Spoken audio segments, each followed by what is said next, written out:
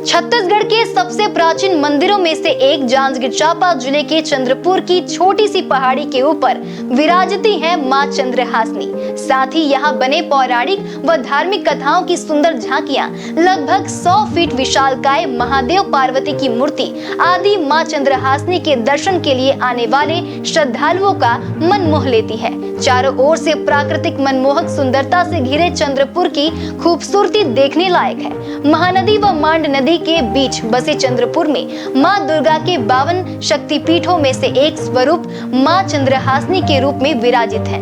पहले यहाँ बलि प्रथा का प्रचलन था, लेकिन समय के साथ इस पर प्रतिबंध लगा दिया गया है।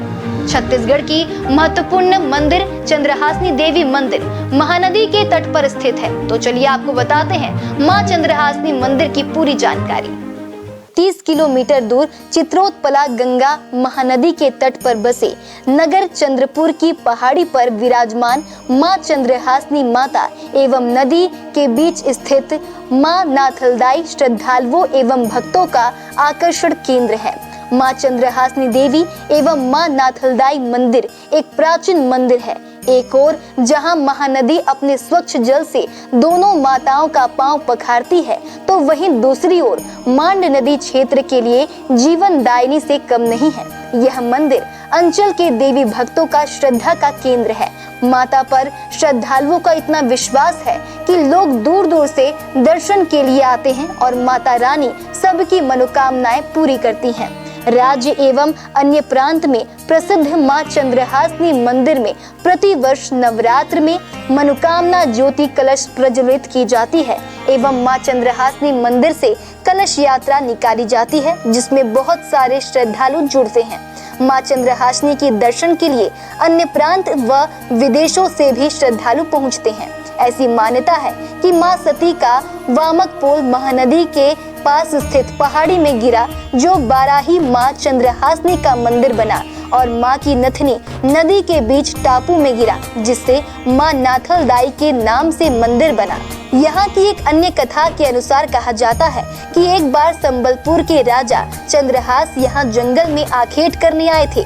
तब वह एक बाराही का पीछा करने लगे। पीछा करते करते जंगल के बहुत दूर तक आ गए और जैसे ही राजा चंद्रहास बराही को मारने के लिए धनुष उठाए, तब बराही ने देवी रूप धारण कर ली और वहां से अंतर ध्यान हो गई।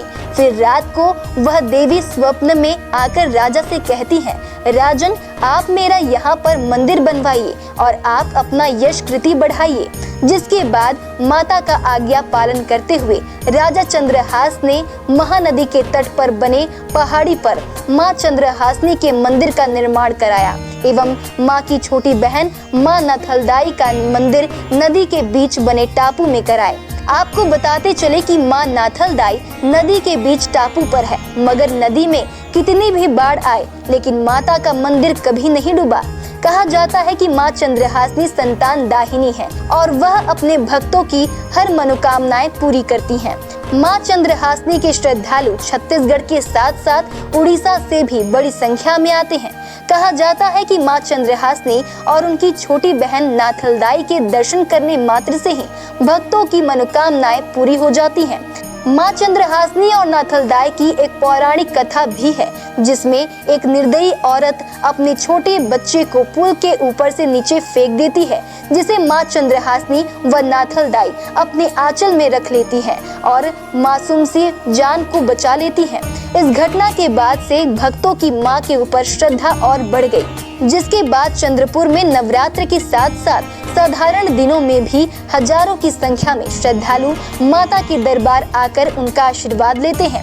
वहीं चंद्रपुर मंदिर परिसर में अन्य मूर्ति एवं झांकी मन को मोहित कर देती है। यहाँ की एक खास बात ये भी है कि मंदिर के ठीक पीछे में लोग सिक्का चिपकाते हैं और कहा जाता है कि जिसकी मनोकामना माता रानी पूरी करती है, उसका सिक्का चिपक जाता है और लोग बड़ी संख्या में मंदिर के पीछे वाले दीवार में सिक्का चिपकाते नजर आते हैं।